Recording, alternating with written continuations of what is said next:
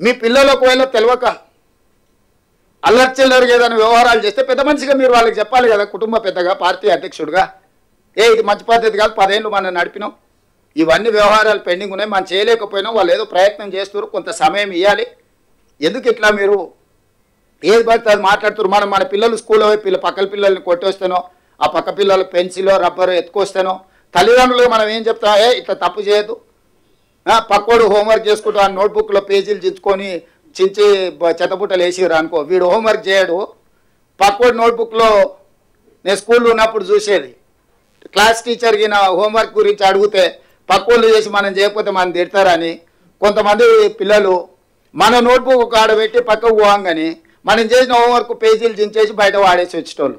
ఎందుకంటే వాడు చేయలేదు, నేను చేయలేదు, ఇద్దరం సమానమే, ఇక వేరే వేరేలాగా టీచర్ చూడదు కదా, చేసినోడు ఉంటే చేయనోడి సంగతి తెలుస్తుంది కదా. సేమ్ అట్లనే మీ పిల్లలు ఇద్దరిని మా మీదకి ఉసిగొల్పి ఎందుకు ఇట్లా చేస్తున్నారు చంద్రశేఖరరావు గారు? పెద్దరికం నీకు మంచిదా? తెలంగాణ సమాజంలో నువ్వే పెద్ద మనిషిని అని చెప్పుకుంటున్నావు కదా, మాకేం అభ్యంతరం లేదు, మీకంటే పెద్ద మనిషి కేశవరావు గారి పక్కలు ఉన్నారు.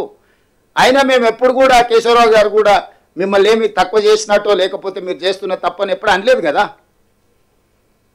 సో మీరు ఎందుకు పెద్దరికం నిలబెట్టుకోవడం లేదు? మీ పిల్లలకి ఎందుకు సూచన చేస్తలేరు? మీ పిల్లలు ఏంది తులువ పనులు ఇవన్నీ? ఇట్లా తులువ పనులు చేసేటప్పుడు నియంత్రించాల్సిన బాధ్యత మీకు లేదా? నేను గతంలో కూడా చెప్పినా, మళ్ళీ చెప్తున్నా, రామాయణంలో విశ్వామిత్రుడు తపస్సు చేసినప్పుడు మారీచుడు సుబాహుడు మారీచుడు సుబాహుడు అనే రాక్షసులు ఆ తపస్సును భగ్నం చేయాలని, అదేవిధంగా వాళ్ళు తయారు చేసిన అమృతాన్ని రాహు కేతు తాగేసేయాలని, అమృతం తాగితే ఎప్పటికీ బతుకుండొచ్చని, అట్లా పురాణాలలో రాక్షసులు ఉండేటోళ్ళు మారీచులు, సుబాహులు, రాహువు, కేతువు, ఇట్లాంటి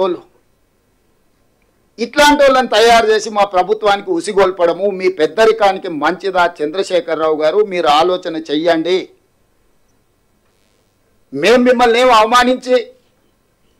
అనుమానించి మీ పట్ల మేము అభ్యంతరకరంగా వ్యవహరించింది ఏం లేదే. రాష్ట్ర అవతరణ దినోత్సవానికి మా అధికారికంగా మేము ప్రోటోకాల్ మిమ్మల్ని ఇన్వైట్ చేయడానికి వచ్చినాం. రేపు డిసెంబర్ 9 నాడు తెలంగాణ తల్లి విగ్రహావిష్కరణ ఉంది సచివాలయంలో.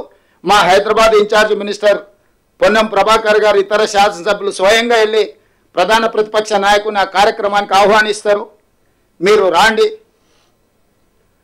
ఇది మనందరం కలిసి చేసుకునే పండగ, మనందరం కలిసికట్టుగా ఉన్నామని కనిపించే పండుగ. తమిళనాడు ఒకసారి చూడండి, ఎన్ని రాజకీయాల్లో ఉన్నా స్టేట్ ఇష్యూ వస్తే తమిళనాడులో ఉండే 39 మంది ఎంపీలు ఒక్కటై ఢిల్లీ మీద కొట్లాడి ఆ రాష్ట్రానికి రావాల్సిన నిధులు, జల్లికట్టు వాళ్ళ సాంప్రదాయబద్ధమైన ఒక అంశం వచ్చినప్పుడు మూకుమ్మడిగా అందరు ఏకమై నించోని నిలబడి కొట్లాడి తమిళనాడు వాళ్ళకి కావాల్సినవి రాబట్టుకుంటున్నారు.